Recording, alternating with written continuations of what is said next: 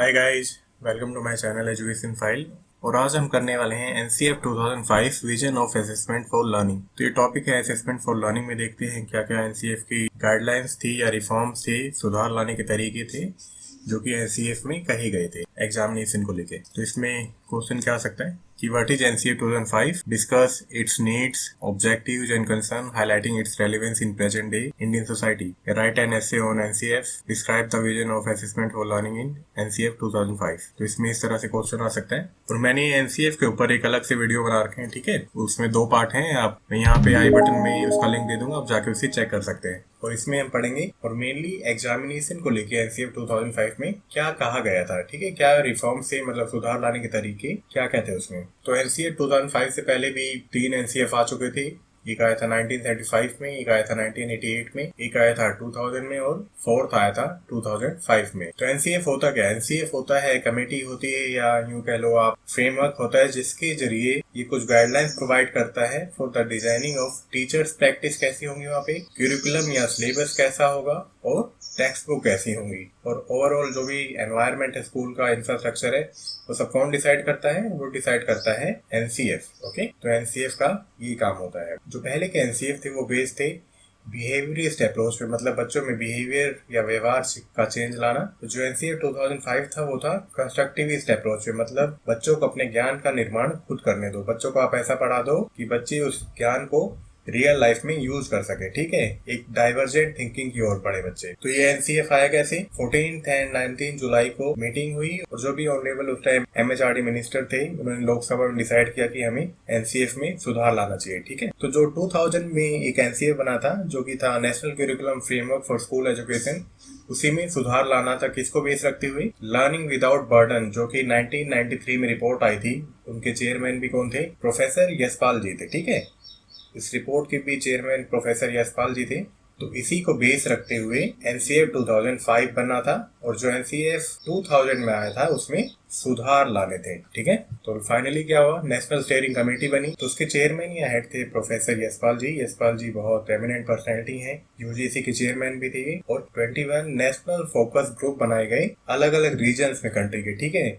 इन groups का, अलग अलग ग्रुप्स का क्या मकसद था कि हर एक पार्ट से, हर एक रीजन से इंडिया के सर्वे किया जाए और गांव गांव में पहुंचा जाए और जो भी स्कूल में या एजुकेशन में नीड्स हैं उनको ध्यान में रखते हुए एनसीएफ 2005 का गठन हो, ठीक है। और जो भी पॉइंट्स हो उसको एनसीएफ में इंक्लूड किया जाए। तो इसलिए 21 नेशनल फोकस ग्रुप बनाए गए। तो एनसीएफ के 5 मेन गाइडिंग प्रिंसिपल्स थे। वो क्या थे? पहला था कि connecting knowledge to life outside the school, कि जो भी पढ़ाया जा रहा है भाई ऐसा पढ़ाओ कि बच्चे आउटसाइड स्कूल या उसे स्कूल के बाहर भी यूज कर सकें, ठीक है। Ensuring that learning shift away from rote method, मतलब रट्टाफिकेशन वाला मेथड भाई हटाओ और बच्चों को समझाने की कोशिश करो, ठीक है। उन्हें कॉन्सेप्ट समझाओ ताकि बच्चे खुद ही कॉन्सेप्ट समझ के उस नॉलेज को अप्लाई कर सके। तीसरा पॉइंट था कि एनरिचिंग द करिकुलम, कि पूरा जो एनवायरनमेंट है स्कूल का उसमें ही चेंज लाओ ताकि बच्चे क्या है बियॉन्ड टेक्स्ट बुक सोचे, ठीक है। और जो भी वो पढ़ रहे हैं उसे अप्लाई कर सके रियल लाइफ में। और फील्ड विजिट करवाए जाएं, एग्जीबिशन करवाए जाएं, प्रोजेक्ट्स करवाए जाएं, बहुत सारी चीजें जिससे क्या है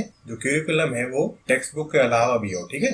ये नहीं कि बस किताबों में बच्चे उलझे रहें, उन्हें ऐसी एक्टिविटी कराओ जो कि किताबों से बाहर की हो। फोर्थ गाइडिंग प्रिंसिपल है कि मेकिंग एग्जामिनेशन मोर फ्लेक्सिबल।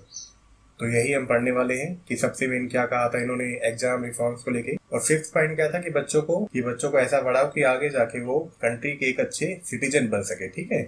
और देश की तरक्की में, देश की ग्रोथ में अपना योगदान दे। क्लियर है? तो ये 5 गाइडिंग प्रिंसिपल मत भूलना। इसको तो बिल्कुल ऐसे का ऐसे लिख के आना, ठीक है। या आपको जैसे भी समझ में आया आप अपनी लैंग्वेज में लिख देना, पर गाइडिंग प्रिंसिपल्स होने चाहिए यही। तो हमारे एग्जाम्स में रिफॉर्म की जरूरत क्या है? रिफॉर्म से मतलब होता है सुधार लाना, ठीक है। जो गलतियां हैं उन्हें सुधारना। तो देखो एग्जाम्स में तो दिक्कत है, बिल्कुल बहुत बड़ी दिक्कत है। पहली क्या है कि जो भी 21st सेंचुरी की जो नीड है उसके अकॉर्डिंग जो एग्जाम्स हैं वो नॉलेज को टेस्ट नहीं करते हैं, बिल्कुल नहीं करते हैं। आप खुद ही देख लो बीएड में लास्ट में क्या होता है, बच्चे कितनी नकल करते हैं, पूरी गाइड लेके बैठे रहते हैं। तो इससे नॉलेज का कहाँ पता चल रहा है? पास हो जाएंगे पर स्टिल उन्हें हो सकता है नॉलेज ना हो। और क्या है, क्वेश्चंस वही पुराने क्वेश्चन आते रहते हैं, 10 ईयर में से उठा के दे देंगे। कुछ शॉर्ट क्वेश्चंस आ जाएंगे, कुछ 16 मार्क्स के आ जाएंगे, कुछ 8 मार्क्स वाले आ जाएंगे, है ना। तो क्या है, क्वेश्चन का स्टैंडर्ड भी नहीं है। क्वेश्चन आपकी जो एनालिटिकल स्किल है ना उसे चेक नहीं कर पाते हैं। और जरूरी नहीं है कि हर एक बच्चे की जो मेमोरी पावर है या राइटिंग स्किल है उतनी अच्छी हो। तो हो सकता है कई बच्चों को नॉलेज होते हुए भी, ज्ञान होते हुए भी वो उतना अपने आप को एक्सप्रेस नहीं कर पाते, ठीक है, उस तरह से लिख नहीं पाते एग्जाम में। तो सभी बच्चों की जो स्किल्स है वो एग्जाम के जरिए चेक नहीं हो पाती। जो हमारा एजुकेशन सिस्टम है वो किस पे बेस है, one size fits for all, है ना। क्योंकि सभी बच्चों को एग्जाम देना पड़ेगा, चाहे वो म्यूजिक में अच्छा हो, चाहे वो ड्राइंग में अच्छा हो, चाहे वो फिजिकल एजुकेशन में अच्छा हो, लेकिन सभी को एक जैसा एग्जाम देना होगा। तो कई बार क्या होता है, ये one size fits all theory applicable नहीं है। जैसे मैंने बताया कि सभी को इतने अच्छे से लिखने नहीं आता, सभी अपने बातों को, अपने आइडियाज को इतनी अच्छे से एक्सप्रेस नहीं कर पाते हैं। और हो सकता है एक मेथड उनके लिए, उनकी असेसमेंट या उन्हें इवेल्युएट करने के लिए अच्छा नहीं हो, ठीक है। तो ऐसे अलग अलग तरीके होने चाहिए एग्जाम्स में, या जो भी मेथड्स हैं, जिससे कि क्या है, सभी बच्चों की जो स्किल्स है उन्हें इवेल्युएट किया जा सके। ओके, समझ रहे हो। और सबसे मेन कारण क्या है, जो भी 10th और +2 के बच्चे होते हैं, क्या होता है, स्ट्रेस लाने का भी कारण है। कई बच्चे देखा होगा डिप्रेस हो जाते हैं, कई बच्चों में बहुत ज्यादा डिप्रेशन हो जाता है रिजल्ट को लेके, उनके एग्जाम को लेके। तो कई बार क्या होता है, बच्चों की साइकोलॉजी इतनी अच्छे से एग्जाम्स के स्ट्रेस को नहीं संभाल पाती है। तो सभी का ऐसी बेसी काउंसलिंग करवाता रहता है। बहुत सारे आजकल हेल्पलाइन नंबर्स हैं, तो बच्चे वहाँ पे कॉन्टेक्ट कर सकते हैं। नहीं तो माँ बाप भी अपने बच्चों को ले जाके वहाँ पे अच्छे से काउंसलिंग करवा सकते हैं, ठीक है। रिजल्ट कैसा भी आए, बच्चों पे बहुत ज्यादा प्रेशर नहीं डालना चाहिए, ठीक है। और कई बार क्या होता है, ट्रांसपेरेंसी, बिल्कुल प्रैक्टिकल में देखा होगा आपने, किसी बच्चे के ज्यादा मार्क्स लग जाते हैं, किसी बच्चे के कम मार्क्स लग जाते हैं। कई बार क्या होता है, बच्चा काम करता है, मेहनत करता है, स्टिल उसके मार्क्स नहीं लग पाते हैं। इंटरनल असेसमेंट में भी ऐसी है, कहीं ना कहीं क्या है, ट्रांसपेरेंसी नहीं है। ये यूं कह लो कि कई बार पार्शियलिटी हो जाती है। Okay, flexibility in assessment. तो फ्लेक्सिबिलिटी कैसे आएगी, क्या क्या तरीके हैं या कौन से मेथड्स हैं। तो देखो, ये साइकोलॉजिकल प्रूवन है, रिसर्च के जरिए प्रूवन है कि different learner learn differently and test differently, ठीक है। कि हर एक तरह के जो लर्नर्स हैं, जो सीखते हैं, वो अलग तरीके से सीखते हैं, ठीक है। और उनके लिए क्या है, अलग अलग तरीके भी होने चाहिए उन्हें टेस्ट करने के लिए। तो इसलिए जो एक एग्जाम सिस्टम है, फिट्स फॉर ऑल थ्योरी है, वो अप्लीकेबल इसीलिए नहीं होती है। तो अलग अलग तरीके क्या है, कई बार एग्जाम में क्या किया जा सकता है कि as a pilot project, as a testing project क्या कर सकते हैं कि ओपन बुक सिस्टम या ओपन बुक टेस्ट या एग्जाम्स ले सकते हैं जिसमें टाइम लिमिट ना हो, ठीक है, टाइम के बाउंडेशन ना हो। टाइम बाउंडेशन भी होने से क्या होता है, स्ट्रेस हो जाता है, बिल्कुल। और ओपन बुक सिस्टम क्या होता है कि आप रिसोर्स ले जा सकते हो और उसमें से देख के आप कर सकते हो। तो इसमें ओपन बुक सिस्टम में क्या टेस्ट होता है, बच्चे की एनालिटिकल स्किल्स और वो कैसे रिसोर्स को यूज करके उसे कैसे अपनी लैंग्वेज में लिख सकता है, ठीक है। तो ये क्या स्कीम्स हैं, ये एज ए पायलट प्रोजेक्ट कुछ जगह पे स्टार्ट की जा सकती है। और क्या तरीके हैं, प्रोजेक्ट वर्क्स करवा सकते हैं हम, ग्रुप वर्क्स करवा सकते हैं, जिससे कि उन्हें इवेल्युएट करने में हमें बच्चों को आसानी होगी और उनकी इंडिविजुअल स्किल्स का पता चलेगा। फील्ड वर्क करवा सकते हैं। तो ये सभी तरीके क्या है, असेसमेंट के अलग अलग तरीके हैं, जिससे क्या होगा, जो बच्चों में अलग अलग स्किल है उसे इवेल्युएट करने में या उसे असेस करने में हेल्प मिलेगी, ठीक है। असेसमेंट क्या होता है, आकलन, और इवेल्युएशन क्या होता है, मूल्यांकन, जो होता है बिल्कुल लास्ट में, जिसके बेस पे हम किसी बच्चे को अगली क्लास में ट्रांसफर करते हैं। तो ये सभी मेथड्स क्या हैं, जो एनालिटिक स्किल है, प्रॉब्लम सॉल्विंग स्किल है, इंटरप्रेट कैसे करेंगे, रीजनिंग कैसे करेंगे, ये सभी मेथड्स क्या होंगे, बहुत एफिशिएंटली हम किसी भी बच्चे को चेक कर सकते हैं, एसेस कर सकते हैं इसके बेस पे, ठीक है। क्योंकि देखो, अलग अलग तरह के काम होंगे तो सभी बच्चों की अलग अलग तरह की स्किल्स का पता चलेगा, ठीक है। कोई बच्चा लीडिंग क्वालिटी में अच्छा होगा, कोई बच्चा रीजनिंग में अच्छा होगा, कोई बच्चा बोलने में अच्छा होगा। तो इससे क्या है, हमें उनकी अलग अलग स्किल का पता चलेगा और हम उसके बेस पे उन्हें एसेस कर सकते हैं, ठीक है। एग्जाम्स में क्या है, एग्जाम्स को कैसे सुधार सकते हैं, उसमें जो क्वालिटी ऑफ क्वेश्चंस हैं उन्हें एनहेंस करके। जैसे आजकल क्या है, बोर्ड एग्जाम्स में, जो हरियाणा बोर्ड है उसमें 10th में क्या होता है, एमसीक्यूज आते हैं ना, और +2 में भी क्या है, ऑब्जेक्टिव टाइप क्वेश्चंस आते हैं, एमसीक्यूज आते हैं। तो इससे क्या है, उनकी अलग अलग स्किल्स का पता चलता है, उनकी डीप नॉलेज का पता चलता है, ठीक है। एग्जाम्स में हम उन्हें पीरियोडिक टेबल दे सकते हैं, मैप्स दे सकते हैं, हिस्टोरिकल डेट्स दे सकते हैं, लॉग टेबल्स दे सकते हैं। तो उनकी जो ये स्किल्स हैं, एनालिटिकल स्किल्स हैं, रीजनिंग स्किल्स हैं या ज्योग्राफिकल स्किल्स हैं, उन्हें भी एसेस करने में हमें मदद मिलेगी, ठीक है। और एग्जाम्स क्या है, जो भी पढ़ाई है वो क्या है, इंडस्ट्री रेडी नहीं है। क्योंकि आप खुद ही देखो, हमें भी क्या है प्लस टू तक कोई भी स्किल नहीं आती थी, ठीक है। कॉलेज में गए तो अलग से आई थिंक सभी ने कंप्यूटर कोर्स किया होगा। तो स्कूल क्या है, स्कूल इंडस्ट्री रेडी नहीं बना रहा बच्चों को, वो बस प्लस टू तक बेसिक एजुकेशन दे रहा है सबको कि सभी को ये पर्टिकुलर सब्जेक्ट पढ़ने हैं और आपको बाद में जो भी करना है बाद में करो, ठीक है। तो बच्चों को इंडस्ट्री रेडी बनाना बहुत जरूरी है। और एग्जाम्स किस तरह से हेल्प कर सकता है? एग्जाम्स हेल्प कर सकता है इसमें कि जो क्वेश्चंस है, जो क्वेश्चंस का लेवल है, जो क्वेश्चन पेपर है, उसकी क्वालिटी को एनहेंस करके, ठीक है। क्योंकि अलग अलग तरह से जब बच्चे की नॉलेज टेस्ट होगी तो बच्चा हो सकता है अपनी स्किल के अकॉर्डिंग उसमें अच्छा परफॉर्म करे, ठीक है, जो कि उसे आगे नौकरी पाने में हेल्प करेगा। आई होप समझ में आ रहा आपको।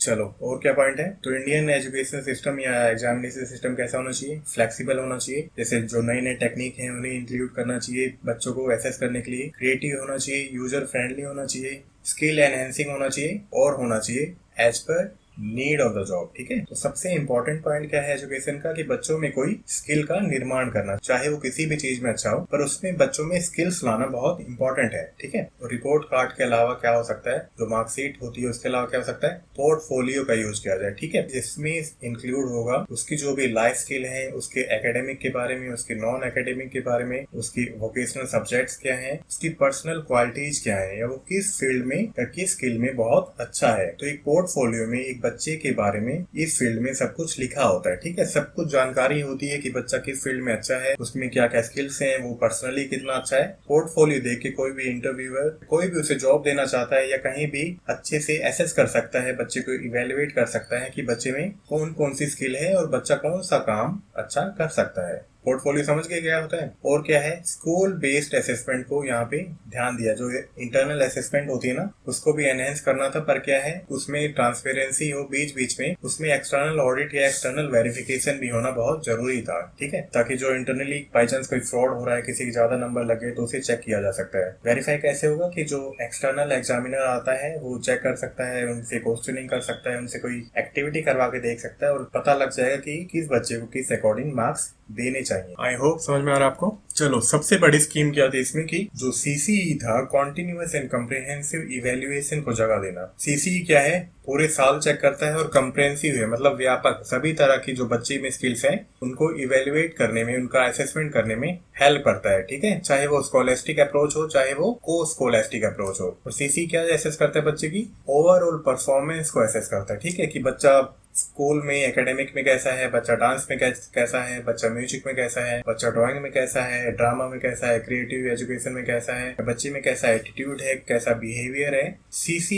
इन सभी कामों पे बच्चों को एसेस करता है, ठीक है। तो इसलिए सीसी होना स्कूल में बहुत जरूरी है। और बच्चे को इवेल्युएट या एसेस करने में जो आउटर कंडीशंस हैं, जो पीपल लर्निंग एनवायरनमेंट है, जो उसके पास रिसोर्स है, उनको भी ध्यान में रखना चाहिए, ठीक है, कि बच्चे का क्या माहौल है। सभी बच्चों को आप एक लेवल पे एसेस नहीं कर सकते, सभी का बैकग्राउंड अलग हो सकता है, सभी का नेचर अलग हो सकता है, सभी के फैमिलीज का सोशल इकोनॉमिकल बैकग्राउंड अलग हो सकता है। तो इन सभी चीजों का ध्यान रखिए, बच्चे को एसेस करना है। तो चलो सीसी में और इम्पोर्टेंट पॉइंट क्या था, पोर्टफोलियो असेसमेंट। जैसे मैंने बताया पोर्टफोलियो का यूज करना, जिसमें क्या होगा, बच्चे का सबसे बेस्ट वर्क भी होगा और बच्चे की किस चीज में स्ट्रेंथ है, किस चीज में वीकनेस है, वो सभी कुछ लिखा होगा पोर्टफोलियो में। रिपोर्ट कार्ड के अलावा क्या होगा, पोर्टफोलियो का यूज करना होगा। तो ये सभी बातें किसमें थी, एनसीएफ 2005 में। इसमें 5th चैप्टर है जिसमें बस यही बताया गया है कि एग्जामिनेशन में किस तरह के रिफॉर्म्स होने चाहिए, ठीक है। तो उसमें पोर्टफोलियो को जगह दी गई है instead of report card. Okay, देखो पोर्टफोलियो होगा ना, तो पोर्टफोलियो देख के हम आराम से बता सकते हैं कि बच्चा किस चीज में अच्छा है, बच्चा किस चीज में वीक है, उसमें एटीट्यूड कैसा है, उसका बिहेवियर कैसा है और उसकी स्ट्रेंथ क्या है,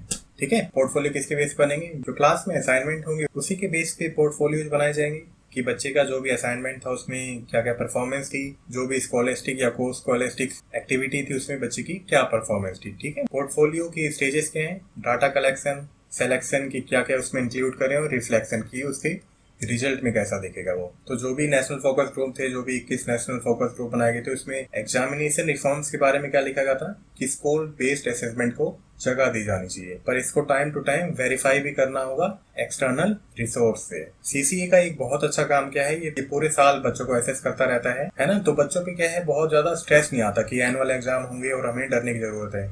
क्योंकि जो एग्जाम्स होते हैं स्कूल में ही हो जाते हैं, तो उसके लिए बहुत ज्यादा डरने की जरूरत नहीं है। इवेल्युएशन क्या है, कंप्रेहेंसिव है, सभी तरह के व्यापक सभी तरह की असेसमेंट हो जाती है इसमें, और ये टीचर्स को भी क्रिएटिव टीचिंग में हेल्प करता है। और इससे क्या पता चलता रहता है बीच बीच में जब बच्चे को एसेस किया जाता है ना, तो बच्चे की जो भी प्रॉब्लम है उसके अकॉर्डिंग रेमेडियल टीचिंग के लिए हेल्प करता है, ठीक है। क्योंकि सभी असेसमेंट के मेथड्स क्या है, डायग्नोसिस मेथड है ना। डायग्नोसिस का मतलब कि बीमारी का पता लगाना, और टीचिंग में क्या है, डायग्नोसिस टीचिंग क्यों करते हैं कि बच्चों की कहाँ पे प्रॉब्लम है, ठीक है। और जब हमें असेसमेंट के जरिए पता चल जाएगा कि बच्चों की क्या प्रॉब्लम है, किस फील्ड में उन्हें दिक्कत है, हम उन्हें और अच्छे से पढ़ा सकते हैं, ठीक है। क्लियर है पॉइंट। चलो, CC scheme should be simple, flexible and implementable in any kind of school.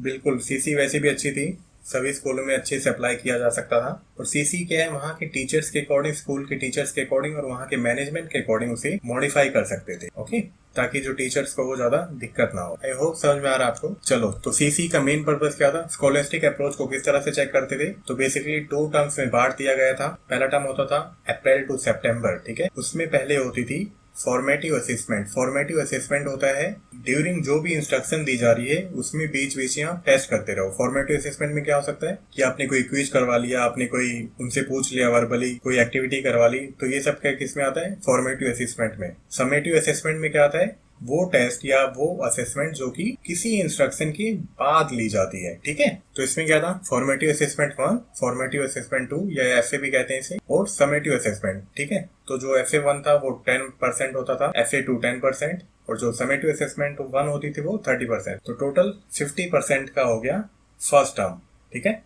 Second term अब कब से स्टार्ट होगी, अक्टूबर टू मार्च से। देखो, ये सीसी इसलिए भी इम्पोर्टेंट है ना कि सिलेबस आधा आधा बढ़ जाता है, ठीक है। तो बच्चों को उतना ज्यादा स्ट्रेस का सामना नहीं करना पड़ता है। चलो, अब सेकंड टर्म स्टार्ट होगी, तो उसमें फॉर्मेटिव असेसमेंट 3 स्टार्ट हो गया, फॉर्मेटिव असेसमेंट 4 स्टार्ट हो गया, और समेटिव असेसमेंट 2 हो गया, ठीक है। ये सेम 10% और 30%, टोटल 50%, और ये हो गया 100%। अब इसके बेस पे इवेल्युएट करके आप बच्चे को नेक्स्ट क्लास में डाल सकते हो। क्लियर है ये पॉइंट, ठीक है। ये स्कॉलस्टिक अप्रोच को इस तरह से चेक करते थे सीसीई के अंदर। देखो, मैं सीसीई का अलग से वीडियो डाल दूंगा, उसमें सभी पॉइंट बहुत अच्छे से एक्सप्लेन होंगे। ये सीसी हम इसलिए पढ़ रहे हैं ताकि जो एनसीएफ का जो रिफॉर्म था ना 2005 में, जो एग्जामिनेशन को लेके रिफॉर्म था, वो इस पॉइंट में पढ़ रहे हैं, ठीक है। तो इसलिए इसमें आपको कम दिखेगा, लेकिन मेरा एनसीएफ का अलग से वीडियो है, आप उसमें जाके देख सकते हैं। उसमें पूरा एनसीएफ अच्छे से कवर किया गया है, और सीसी को लेके मैं अलग से वीडियो अपलोड कर दूंगा। क्लियर है पॉइंट, ठीक है। तो ये 50%, ये 50%,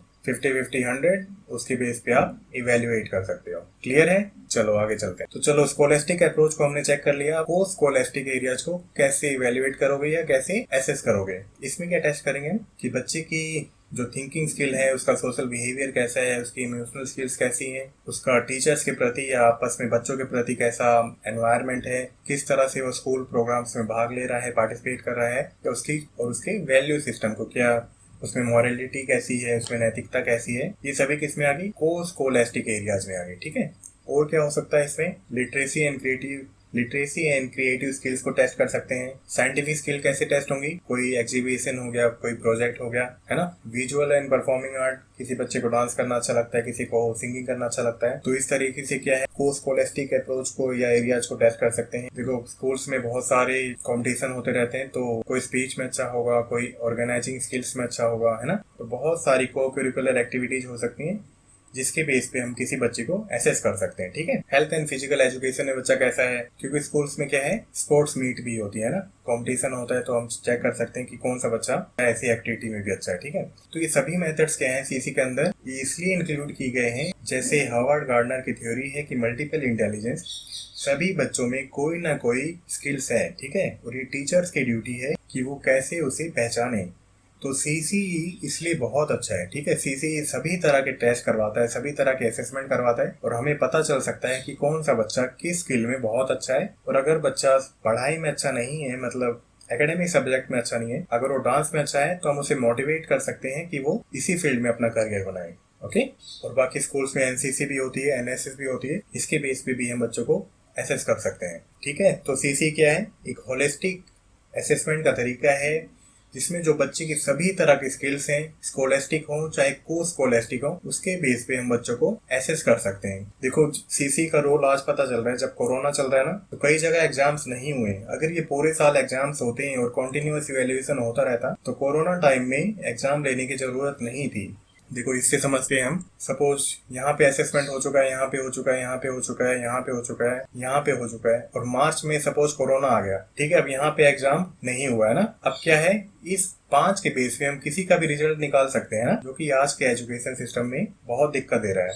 सपोज हमारे बीएड का एग्जाम होने वाले हैं, अगर हमारा भी इसी तरह से असेसमेंट होता तो हमें ये फाइनल एग्जामिनेशन देने की जरूरत नहीं होती, क्योंकि 5 के बेस पे आप एवरेज निकाल के अच्छे से किसी भी बच्चे का रिजल्ट आराम से दे सकते हो, ठीक है। तो सीसी इसलिए बहुत इंपॉर्टेंट था, पर क्या करें, इसकी बहुत दिक्कतें थी, इसके बहुत ड्रॉबैक थे। ड्रॉबैक इसलिए थे कि टीचर्स को बहुत ज्यादा टाइम नहीं मिल पाता था, क्योंकि अलग अलग तरह से जब बच्चों को एसेस किया जाएगा तो उन्हें भी एग्जाम्स चेक करने में टाइम लगेगा, है ना, एक्टिविटीज करवाने में टाइम लगेगा। तो 2017 में क्या हुआ, जो भी सीसी से रिलेटेड जो सेमेस्टर सिस्टम था, टर्म सिस्टम था, उसे हटा के दोबारा एनुअल सिस्टम ले आए। पर आई थिंक सीसी बहुत अच्छा था, बच्चों को पूरे साल इवेल्युएट करने में हेल्प करता था, कोई बच्चा किस तरह से हमें पता चल जाता था, ठीक है। तो ऐसा सिस्टम होना बहुत जरूरी है, जिससे हमें पता चले कि पूरे साल बच्चे की परफॉर्मेंस क्या है। ये ना हो कि बच्चा डायरेक्टली कोई एनुअल एग्जाम दे और उसमें हम उसको केवल मार्क्स के बेस पे उसे इवेल्युएट करें, ठीक है। क्योंकि सभी के लिए पेन पेपर टेस्ट नहीं बने, सभी के तरीके अलग हैं, सभी की स्किल्स अलग हैं, और सभी की स्किल्स हम एक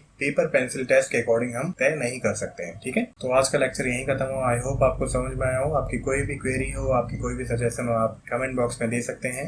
अगर आपको ये वीडियो अच्छा लगा, आप लाइक कर सकते हैं, चैनल को सब्सक्राइब कर सकते हैं, और फ्यूचर नोटिफिकेशन के लिए दबा सकते हैं bell icon. Thank you for watching. मिलते हैं नेक्स्ट टॉपिक में। Till then bye bye, take care.